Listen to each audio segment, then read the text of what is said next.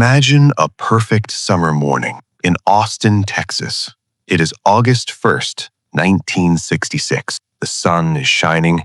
Students are walking to class on the University of Texas campus. The sky is a clear, bright blue. In the center of the campus stands a massive clock tower. It is 231 feet tall, a beautiful landmark of white limestone. At the top, the clock is ticking. It is 11:48 a.m. Suddenly, a sharp crack echoes across the plaza. Then another. A young woman falls to the hot pavement. A man running to help her is hit next. People look around, confused. They think it's construction.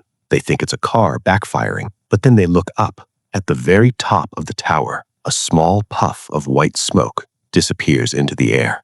And for the next 96 minutes, the heart of Texas becomes a kill zone. This is the story of the first modern mass shooting in American history. The story of a man who turned a symbol of learning into a fortress of death. 96 minutes of terror, with no signal, no plan, and no way out. The man at the top of the tower was named Charles Whitman. He was 25 years old. He didn't look like a monster. He was a former Marine. He was an Eagle Scout. He was an architectural engineering student. He was handsome, polite, and married. People called him a good boy. But inside Charles Whitman's head, something was rotting. For months, he had been struggling. He was having violent impulses. He was having headaches that felt like his skull was splitting open. He went to a doctor and told them he felt like he was losing control, but nobody realized how far gone he was. The night before the shooting, Charles sat at his desk. He wrote a letter. He said he loved his wife and mother,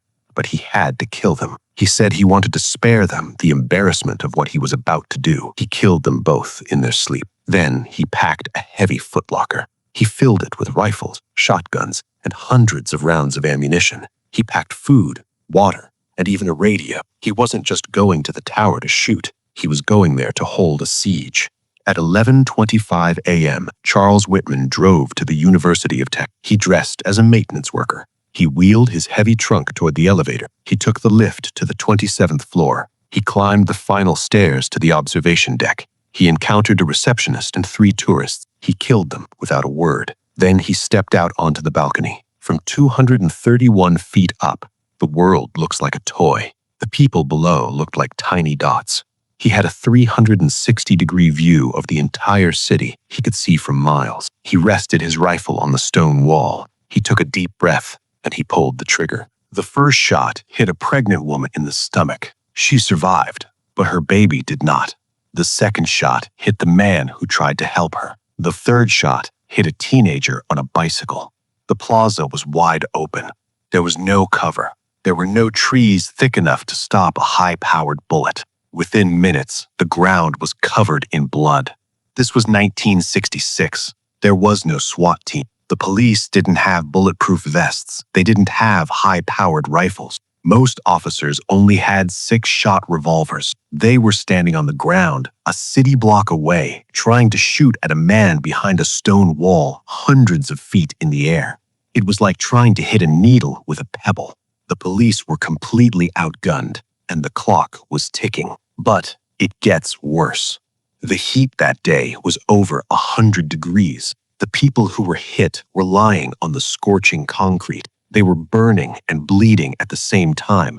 If anyone tried to run out to rescue them, Whitman would fire. He was an expert marksman. He could hit a moving target from 500 yards away. He was pinning down an entire university. Students were trapped in classrooms. Dozens of people were huddled behind thin marble pillars. They knew that if they moved even an inch, they would be next. The isolation was psychological. Even though they were surrounded by hundreds of people, they were all alone in their fear. Every person was a target. Every doorway was a trap. The tension on the ground was a nightmare. The police radio was filled with chaos. "We need more firepower," they screamed. "We can't get near the tower." A small airplane tried to fly near the deck to see the sniper. Whitman began to fire at the plane. The pilot had to dive away to avoid being shot out of the sky. On the ground, something incredible started to happen. The citizens of Austin didn't just hide. Because this was Texas in the 1960s, many people had deer rifles in their trucks.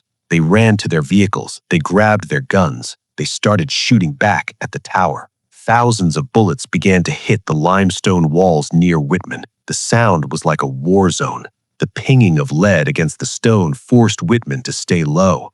It gave the people on the ground a few seconds to breathe. It gave the police a chance to move. For 96 minutes, the tower was a fortress. Whitman moved from side to side. He would fire from the north, then the south, then the east. He was hunting humans like they were animals in a field. One man was shot while looking out a window of the computer center. Another was hit while hiding behind a statue. The survival phase was a test of nerves. If you stayed still, you might live. If you panicked, you died. The police realized that they couldn't win from the ground. They had to go up, but there was only one way into the tower. The elevator was disabled. The stairs were narrow and steep.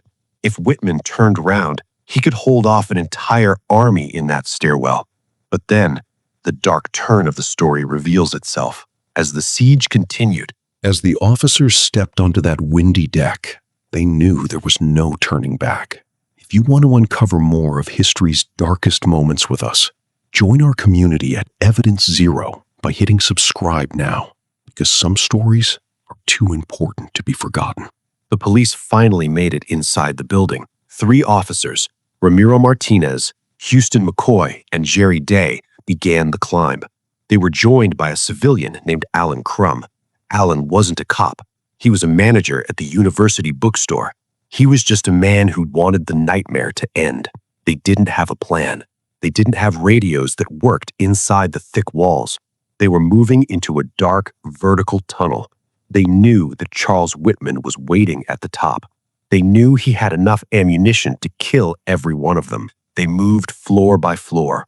The higher they got, the louder the shots became. The sound of Whitman's rifle was booming through the stone. It sounded like a cannon. The climax of the 96 minutes happened at 1:24 p.m. The small group reached the 28th floor. They stepped out onto the observation deck. The wind was blowing hard.